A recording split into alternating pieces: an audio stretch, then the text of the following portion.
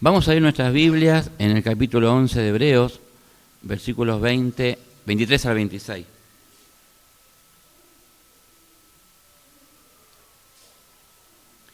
Usted sabe que estamos estudiando lo que llamamos los héroes de la fe, aprobados en la fe, glorificados en el Señor, y son parte de la historia de la palabra de Dios.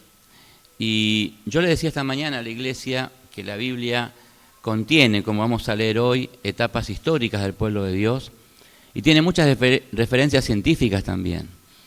Aunque usted diga, bueno, la Biblia es la palabra de Dios, pero tiene un montón de referencias. Sin embargo, la Biblia no está hecha para que se estudie como un libro de ciencia, ni de historia, ni de otras disciplinas, sino que está escrita por el Espíritu Santo para bendición del pueblo de Dios. Amén. Pablo le decía a Timoteo, toda la Escritura es inspirada por Dios y útil para redarguir, para corregir, para encaminar nuestra vida, para rescatarla. Entonces, cuando uno ve y lee la perspectiva histórica de lo que estamos leyendo, usted tiene que tomarlo, y yo también, es nuestro anhelo como pastores que predicamos la palabra, maestros que le enseñan, que la palabra inspire y cambie nuestra vida. Amén. La Biblia también dice de sí misma que es una espada de doble filo, ¿sí? Eficaz, que produce cambios, en la medida que seamos no solamente oidores, dice la Biblia, sino hacedores de ella. Amén. Es decir, que yo pueda tomar lo que leo y preguntarle, Dios, ¿qué me quieres decir hoy a mi propia vida en lo que estoy leyendo? Con esa perspectiva es que leemos la palabra de Dios y la predicamos. Por eso le pido siempre que usted, como también decía el apóstol Pablo, examinarlo todo y retener lo bueno, retenga lo que le bendiga a su vida y deje que Dios le hable, amén, y la use para transformar nuestro presente y nuestro futuro, ¿sí? Bueno, en ese espíritu leemos lo que pasó y lo que cuenta el autor de Hebreos. Dice así: por la fe, Moisés, creo que está ahí, ¿no? En el coso. Por la fe Moisés cuando nació, fue escondido por sus padres por 3 meses, porque le vieron un niño hermoso y no temieron el decreto del rey. Por la fe también Moisés, hecho ya grande, rehusó llamarse hijo de la hija de Faraón, escogiendo antes ser maltratado con el pueblo de Dios que gozar de los deleites temporales del pecado, teniendo por mayores riquezas el vituperio de Cristo que los tesoros de los egipcios, porque tenía puesta la mirada en el galardón. Esta palabra de Dios nos habla de conductas de fe, que son la base de nuestra conducta de vida. No hay, siempre lo digo, no hay estilo más glorioso para las personas que vivir por fe.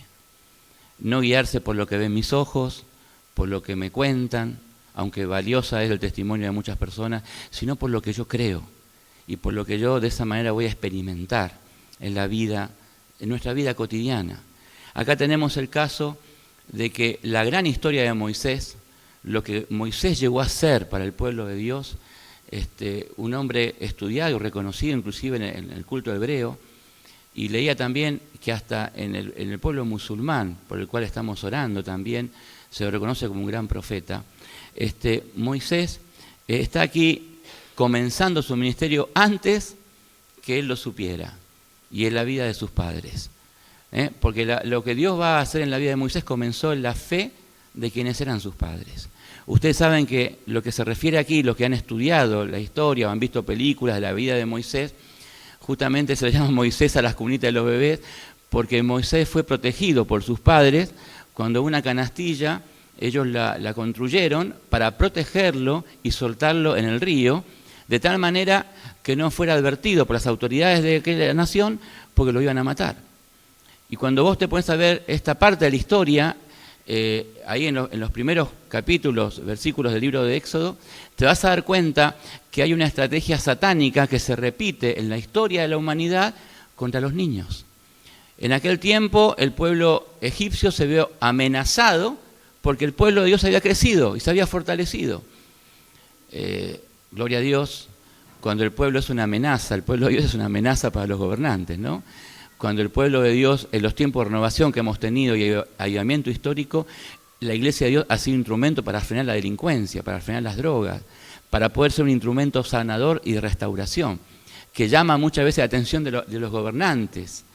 Y qué triste es cuando la iglesia es indiferente a los tiempos que se viven. Bueno, en aquel tiempo el pueblo de Dios había crecido y era una amenaza para el poder que ellos sostenían. Entonces decidieron que una tarea fácil y rápida de eliminar ese peligro era matar a los niños. Y es la matanza que uno ve que instrumentan estas autoridades respecto al pueblo hebreo. Una realidad y estrategia satánica, decía yo, porque los niños hoy siguen sufriendo el pecado de los mayores. Y uno lo ve a diario.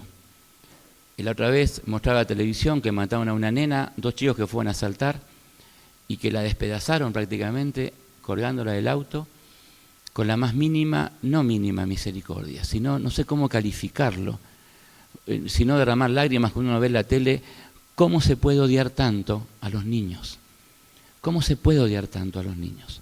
Y uno lo ve, cómo sufren.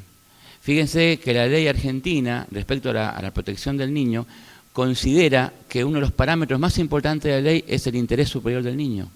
Esto significa que ante todas las cosas hay que preguntarle al niño con quién quiere estar, lo que quiere hacer, y a medida que va creciendo en su edad, más autonomía va teniendo y más reconocimiento de la ley. Eso parece bueno, pero eso está en el plano del deber ser, no es lo que es. Porque la realidad es que los niños sufren el desamparo de los grandes, de los gobernantes, de los políticos, que se llenan la boca hablando en cualquier gobierno que sea, estoy hablando en cualquier etapa histórica, se habla mucho de los niños, pero nada se hace. Y los niños siguen hoy siendo instrumento a veces de los papás que andan en la calle trabajando en los containers, y uno ve a veces a los niños que se meten en los containers y sacan cosas, o van y te piden, y los niños van haciendo así un medio económico para los padres. A veces vemos en las calles que esos mayores maltratan a los chicos porque no les trajo el dinero y no tienen la sonrisa de un niño. Me pasa a menudo y me sensibilizo con el tema. Cuando un niño en la calle me vende pañuelos y yo me acerco y le digo, ¿por qué estás solito vendiendo? No, y hablas con ellos, y son niños viviendo en un mundo de adultos. ¿Qué hace la iglesia frente a eso? Fíjate que esta realidad que nos enfoca acá, los padres de Moisés lo tuvieron 3 meses cuidándolo. Los seres humanos somos limitados en esto. Hasta cierto punto podemos cuidar a nuestros hijos. Cuando no podemos más, cuando no se sabe qué hacer, hay un Dios que vela por ellos. Amén. Porque de ellos es el reino de los cielos, dice la palabra.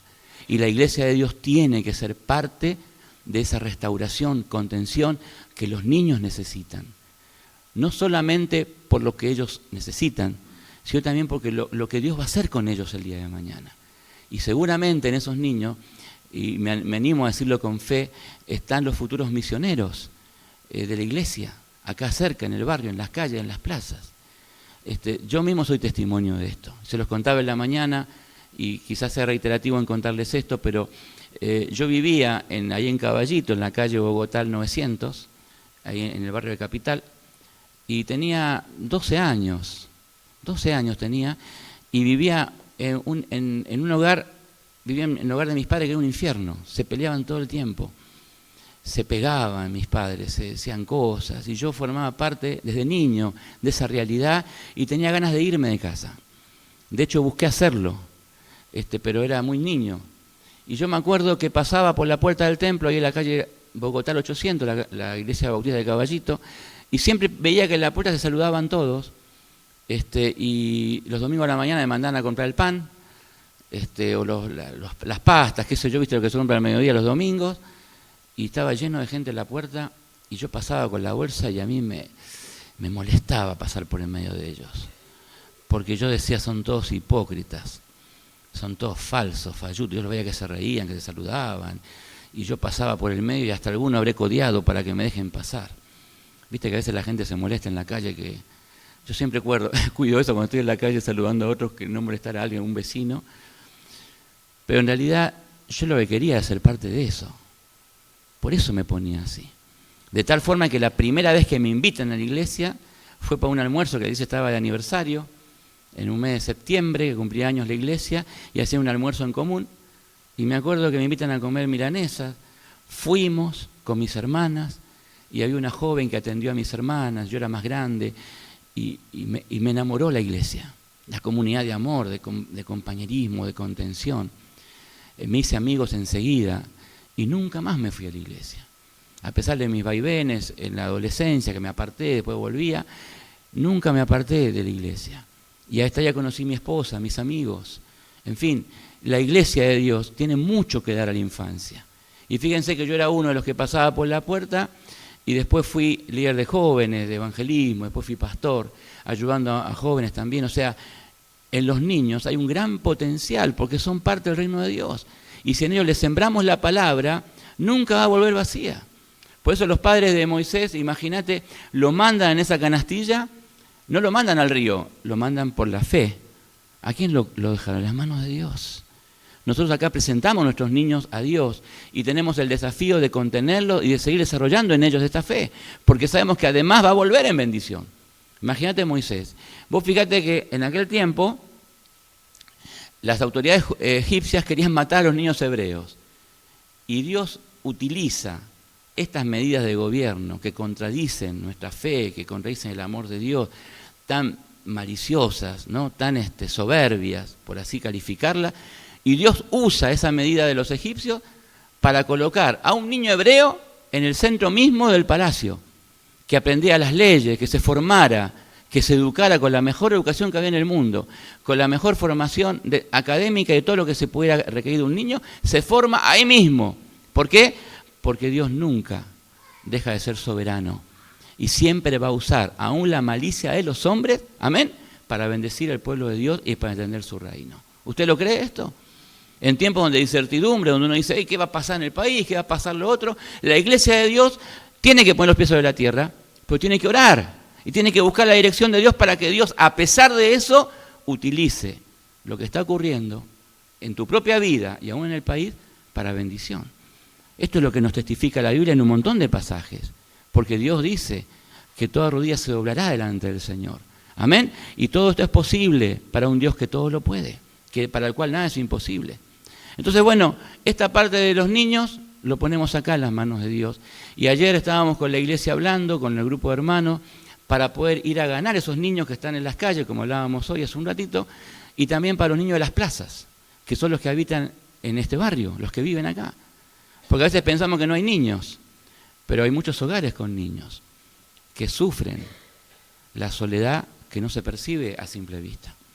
Y una nena está viniendo acá, que vive acá a la vuelta, Francisca, no la hemos visto estos días, no sé, habría que preguntar a los papás, a la mamá, ellos son profesionales y dice que la niña quiso venir siempre acá, porque Dios tiene algo acá en medio nuestro que darle a tanta infancia. Amén.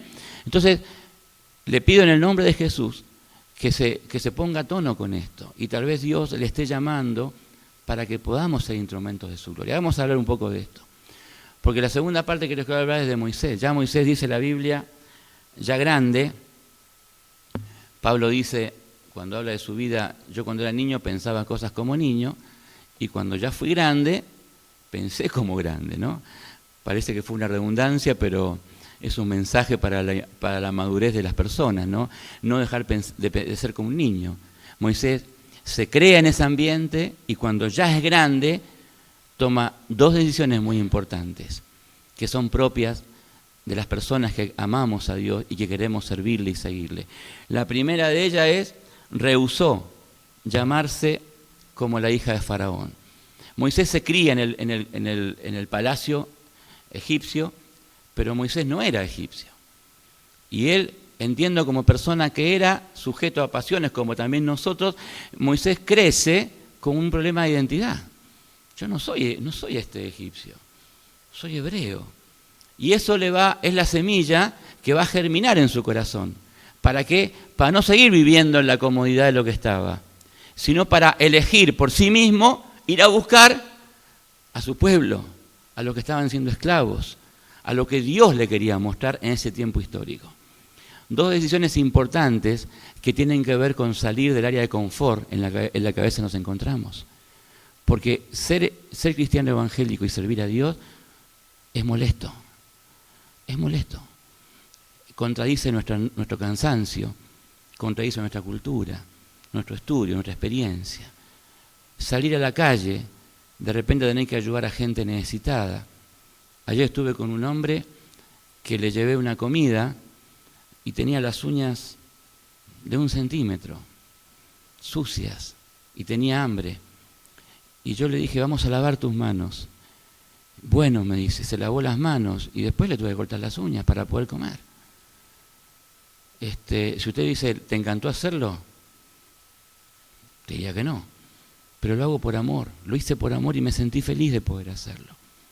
Y después le digo, estirá tus manitos, y las tenía las manos como si fuera un niño, un hombre que es más grande que yo, pero parecía un niño y tenía las manos higienizadas para poder comer.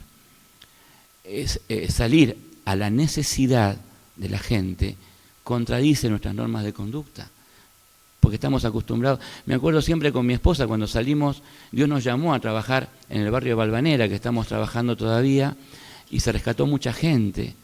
Me acuerdo que yo hay veces que me volvía llorando a mi casa, porque yo quería servir a Dios, pero no sabía cómo hacerlo. Tenía cursos bíblicos, tenía entrenamiento, tenía talleres, tenía un montón de cosas, pero no me servían de nada porque la gente no estaba esperando un curso. La gente estaba esperando una mano de amor y de poder que pudieras rescatarlo de su lugar de muerte. Y esto lo aprendes en la práctica, no lo aprendes en un taller. Uno te lo puede enseñar, como hicimos en septiembre del año pasado, que nos contaron, pero tenés que salir a la calle. Y en esa actitud es donde ves el poder de Dios. Es donde te encontrás con la necesidad y ves cómo el poder de Dios obra en la gente que lo necesita. Yo lo vi gente llorar, sufrir, buscar a Dios en sus necesidades más grandes.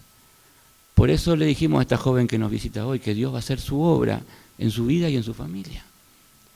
¿Quién dice amén a esto? Yo lo creo, pero hay que tomar decisiones. Moisés, ¿qué hizo? Salió de su comodidad. Él podría haberse quedado, contradiciendo todos los propósitos de Dios que le tenían con él, pero él salió en obediencia y rehusó vivir en la comodidad.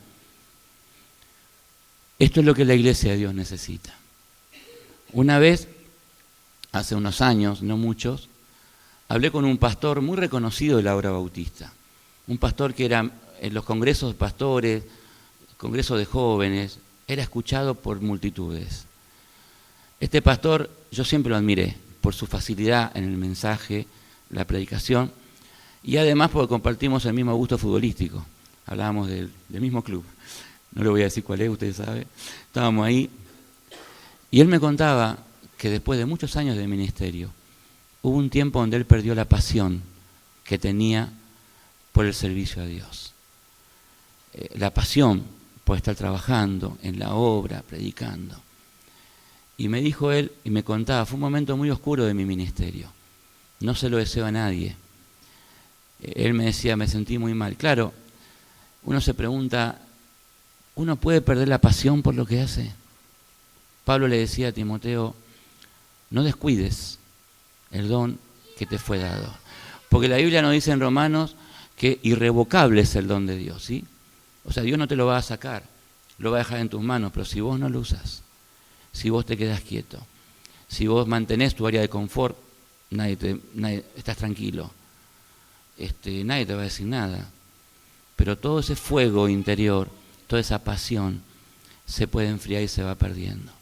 Y a veces uno habla con la gente, yo escucho a la gente, me gusta hablar con ella, y a veces vos ves que la gente, todo lo que tiene para contarte es del pasado. Yo viví esto, viví aquello, lo hice, me gustó, y yo también tengo cosas para contarte, pero ¿sabés qué pasa? El pasado ya no es lo que estás viviendo ahora. El pasado me da testimonio, me da para que yo te pueda contar, y uno puede compartirlo unos con otros, pero Dios no se vale del pasado, sino que Dios quiere que en el presente desarrollemos lo que Dios tiene. Y esto es el desafío de la iglesia de hoy.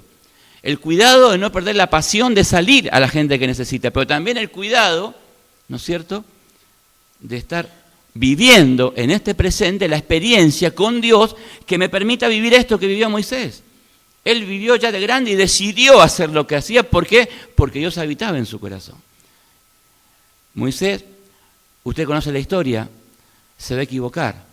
Cuando, entiendo yo, con humildad lo digo, cuando sale a ver al pueblo de Dios, se encuentra en una situación de mucha injusticia, donde estaba siendo maltratado un hebreo por un egipcio. Me imagino el maltrato que habrá tenido ese hombre. Y Moisés interviene para defender a ese hebreo y termina matando al egipcio. A raíz de eso, Moisés huye 40 años en el desierto. El pecado siempre produce ese efecto, escapar. Cuando alguien está en pecado no te mira a los ojos, porque está viviendo una realidad que no puede contener. El pecado produce muerte, produce eso, destrucción, y Moisés escapa. ¿Dios quería que matara al egipcio? Por supuesto que no. Pero sí Dios quería, iba a bendecir a Moisés por la decisión que él tomó.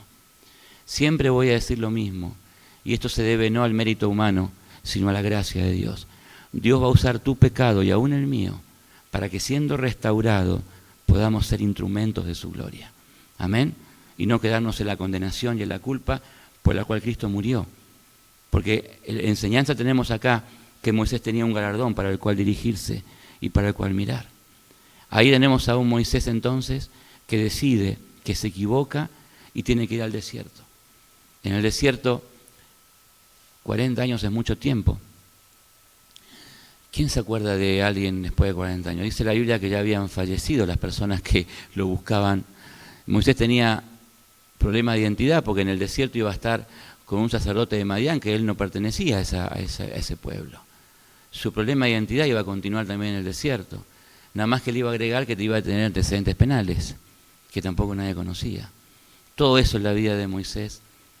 Quizá habrán apagado ese fuego inicial que él tenía, pero 40 años son mucho y en el desierto a veces ocurre ese peligro. Y yo digo esto porque cuando Dios lo llama a Moisés en la zarza de fuego ardiendo y se encuentra con él, Moisés le va a decir, heme aquí, ¿no? Se va a plantar delante de Dios y acá estoy. Y cuando Dios lo desafía, le va a colocar un montón de excusas a Moisés. No era el vigoroso que dijo, dale, yo voy a hacer justicia, vamos para adelante, y mató al egipcio. No, pone un montón de excusas, que no es tema de este mensaje. Pero en ese momento, vos te das cuenta que ya no era el mismo. Y su vida estaba preparada para lo que venía. Acá la Biblia nos enseña, en el último versículo 26, dice que, vamos al 25, escogiendo entonces antes que ser maltratado con el pueblo de Dios que gozaba de los deleites temporales del pecado, teniendo por mayores riquezas el vituperio de Cristo que los tesoros de los egipcios, porque tenía puesta la mirada en el galardón. Este pastor que yo les comentaba antes, que él me daba testimonio de sí mismo, recuperó esa pasión que se multiplicó después en su vida. Porque el diablo es muy astuto, el diablo hace ver a las personas que todo se limita justamente a las personas. Y cuando uno trabaja para Dios no lo hace para las personas. ¿Para quién lo hace? Lo hace para Dios. Y el que va a recompensar, ¿quién es? El que va a dar respuesta, ¿quién es? Es el Señor. Entonces, por eso cuando hablamos de Moisés, Moisés se concentra en mirar el galardón que tenía. No mira el contexto que rodea esa circunstancia. Es como esa técnica que hay en televisión, que uno puede tener un filtro y que se concentra nada más que en el objeto que está delante de la cámara y no el contexto. Esto lo sabe Western, ¿no?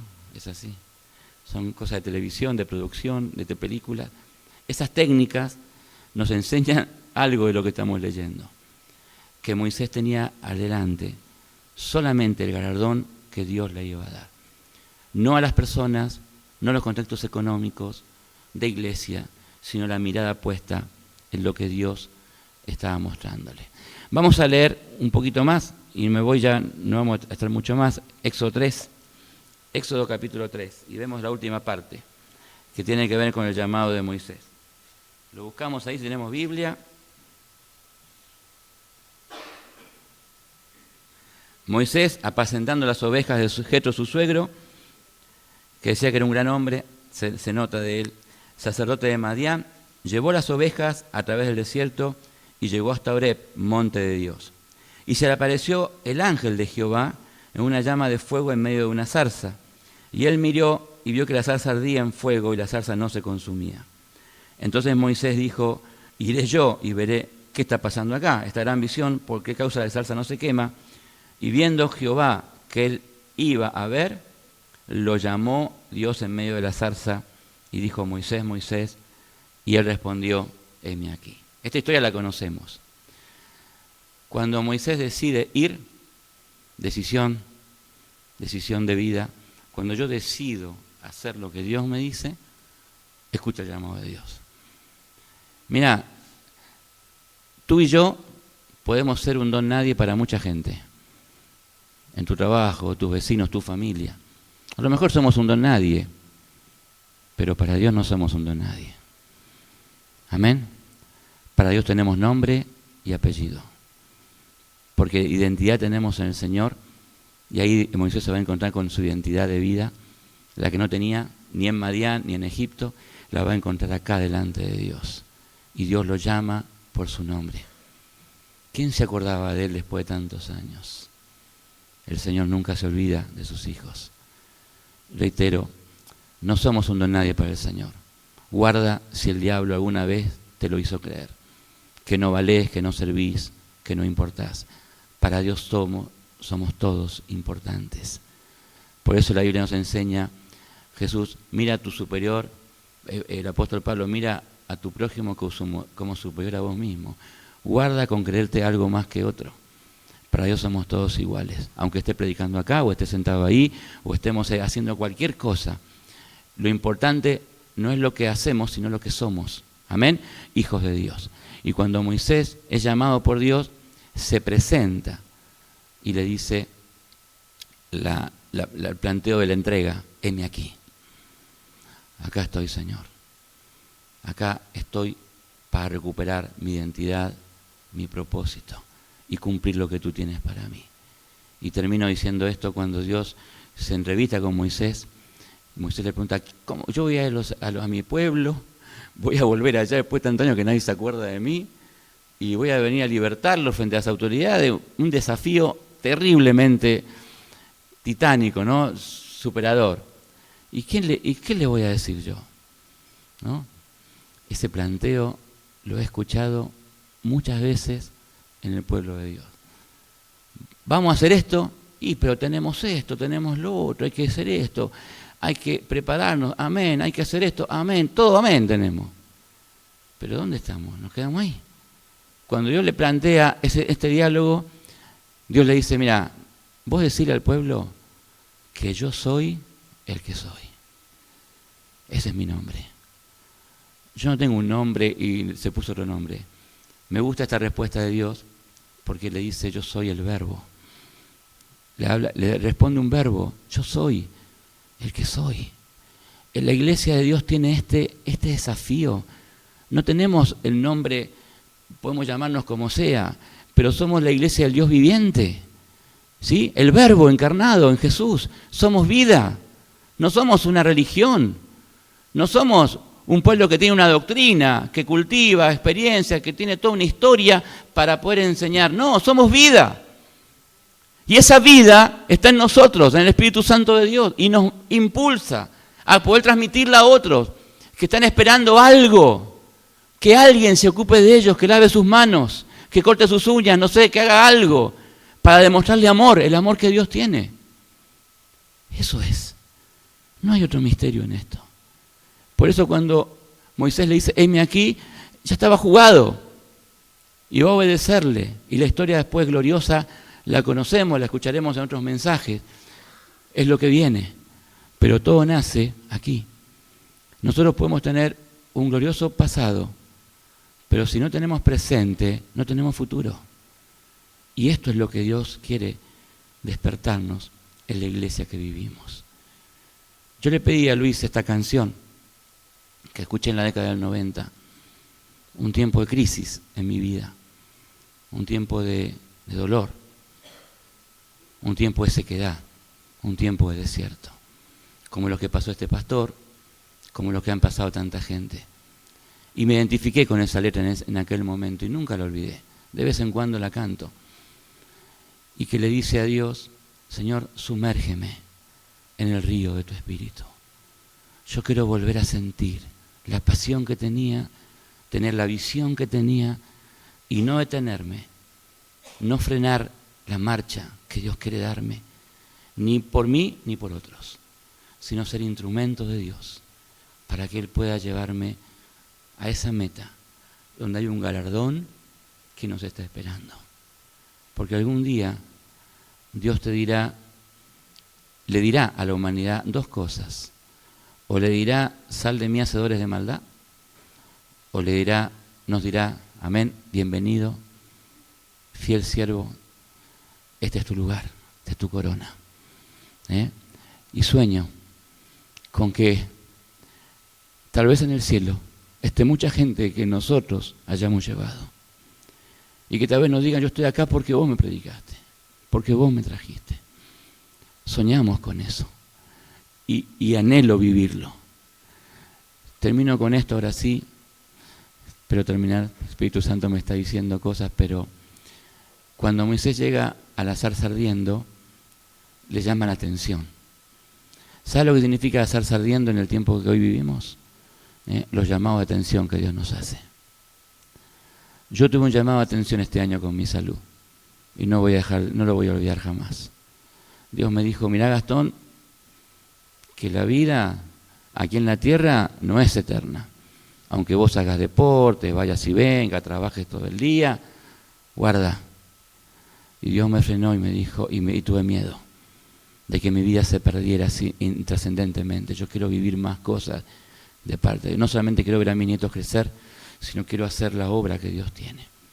Me pregunto, si Dios no te está llamando la atención hoy en día, si no hay zarzas ardiendo por ahí que te llamen la atención, que son llamados a atención para que tomes decisiones más terminantes de las que tomaste hasta ahora. Porque Dios te quiere llevar a lo mejor a otro nivel. No que estés en el mismo lugar que siempre, sino ir al monte de Horeb, subir a la montaña.